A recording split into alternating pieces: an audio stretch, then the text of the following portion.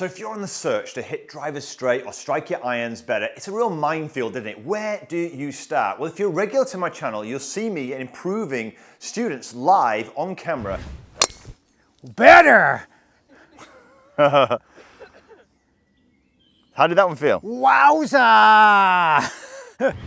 Really, really quickly. And you'll probably see that I'm working on generally first one simple change in their swing. This change has a huge knock-on effect. A lot of people are trying to improve their swing by focusing on 4 or 5 things.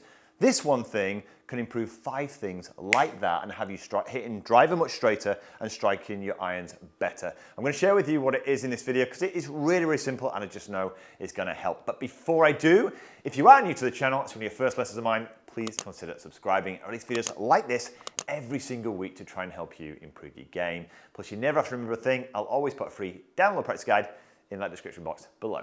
So it's really funny this week. I was walking up and down the driving range here at Canterbury, and one of the things, it was really fascinating to see people trying to stop slicing the driver, and you had other people trying to strike their irons better. And they were working on the right things, but in the wrong order. And therefore, they just weren't getting better. They need to focus on what I'm about to show you first before they work on anything else. And that is club face. So what I did with every one of them, I first fixed their club face, and that immediately improved the accuracy of their shot and their ball striking. I'll show you how. So ultimately what happens is this. If you slice the golf ball, right, you've probably seen it, you're coming over the top of the ball, you slice it across the golf ball, you put all this spin on it because the face is wide open, and you've been told you shouldn't come over the top, you should come down here, etc. But here's the problem. If your face is wide open, and you come down on the perfect path, where's that ball gonna go? Miles out to the right. The other thing, look, is this. If you're striking, you wanna strike your irons, you know you've gotta get that handle forward, your weight forward, strike the ball, then the ground, but if your face is wide open coming down, where's the ball gonna go? Way out over there. So what you do is, and this is what was happening to each one of these people on the range, they didn't realize the club face is wide open at the top of the swing. So what they do unconsciously is this. They have different ways to kind of get it back to straight or square. Some people would do this. Now it's straight, but where's my hands now? Behind the golf ball. So I'm starting to strike the ground and hit almost up on the ball, fatting it, topping it, thinning it. Some people would do the opposite. What they do is rather than kind of use their wrists to come down, what they will do is they'll have an open face and they'll go over the top look to try and square the face. That squares the face, but now the path of the club is swinging way left to target and they hit a big slice. So all I did was give them an exercise to first get that club face square at the top, because if it's square at the top, all you then have to do is this. I can rotate beautifully onto the shot look to get it square, and look from this angle, if the club face is square, and all I do is now rotate, my hand's now ahead of the golf ball, but also the club face is square. So it kills 2 birds with 1 stone. It helps create amazing swings. Now what I do here is, and I'm going to use hack motion a little bit with this, because it gives us some feedback, okay? So some people can do this just by feel, some people need some extra kind of auditory. So I'm using hack motion for this. So as I get to the top of the backswing, I'm swinging back here, and if my face is wide open, there's no auditory here. And we've just seen, if your face is open, you're gonna find a way to square it, right? So I want you here to get a feeling, or use the auditory look, to square that face. Makes sense? If the face is square and you get a feel of this, I don't have to look at it now, look. There it is. Perfect. Now in a place I can start to practice working, look, down onto this golf ball. And all you do is spend some time feeling this. You'll see with a lot of players that they're often kind of turning those wrists this way. Whatever you do, it doesn't matter. It doesn't even have to be exaggerated. Just get a feel of what square is. That's square, that's open.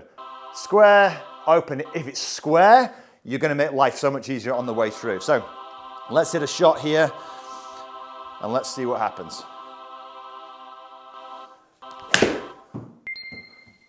So you get a ring, a little bell there when you know you've done it correctly. So ultimately here, you could just spend a bit of time. You don't need the hack motion necessarily. You could do it by feel if auditory doesn't work for you. But just making a few swings, no, there. And you want to try and eventually make some swings where you hit that position every single time.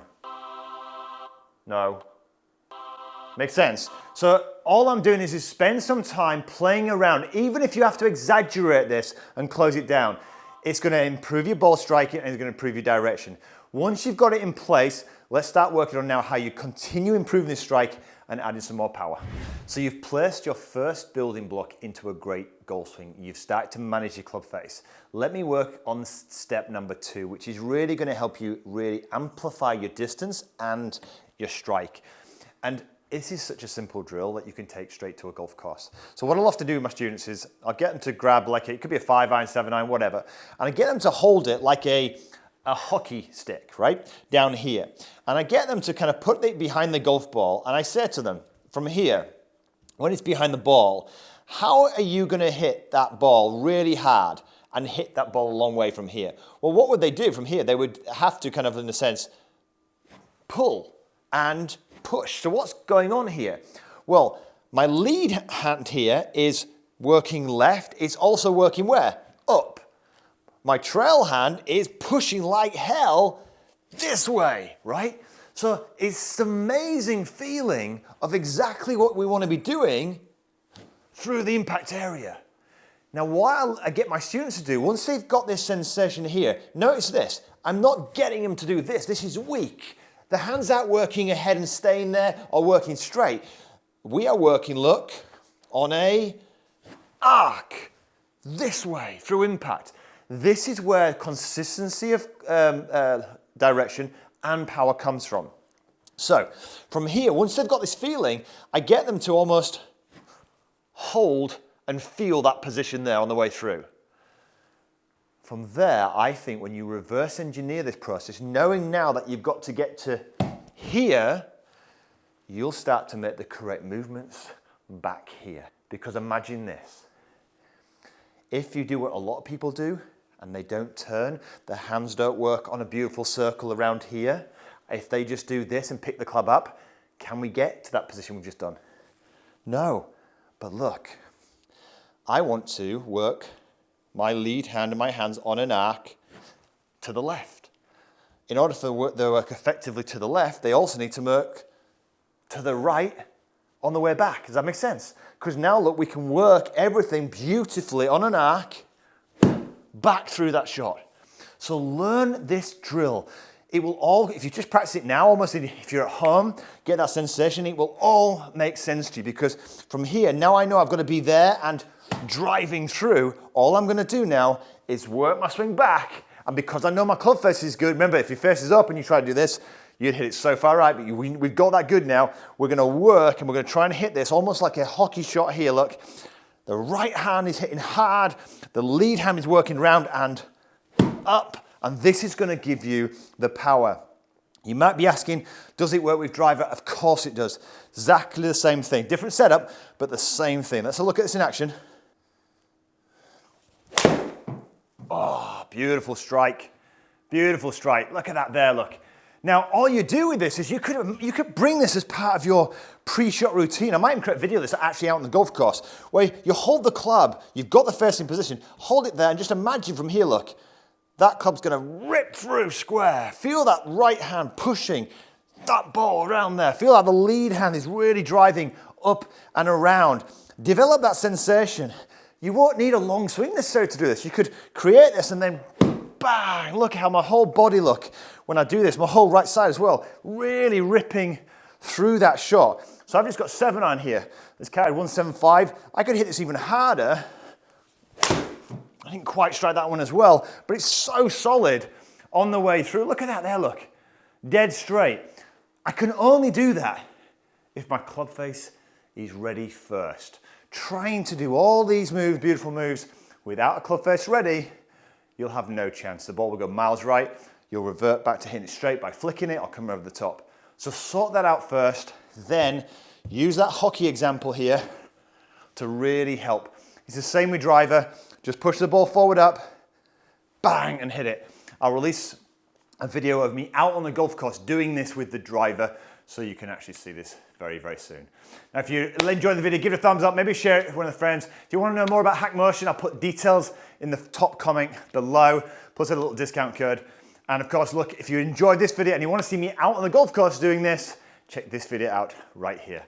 But until next week, have a wonderful golfing week.